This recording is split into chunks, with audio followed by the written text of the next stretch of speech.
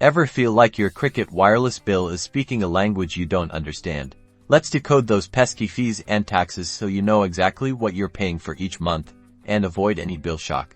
First, the good news: Cricket Wireless prides itself on transparent pricing, meaning many of the fees are already included in your plan's advertised price. This means that advertised price you see for each of their plans includes the normal monthly fees, like the cost to operate their network and customer service. However, taxes are a different story. These are government-mandated and, unfortunately, are not included in the base price. These can vary depending on where you live. These taxes can include state sales tax, local municipality tax, and even federal taxes designed to help fund emergency services. Your location plays a huge role here. For instance, someone in California might pay a different amount than someone in Texas, even on the same plan.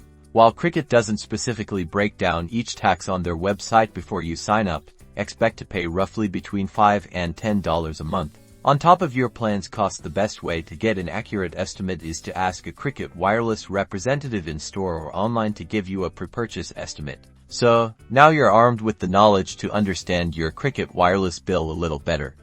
Now you can confidently budget for your mobile service and enjoy staying connected without any surprises. Don't forget to like and subscribe for more helpful tips and tricks.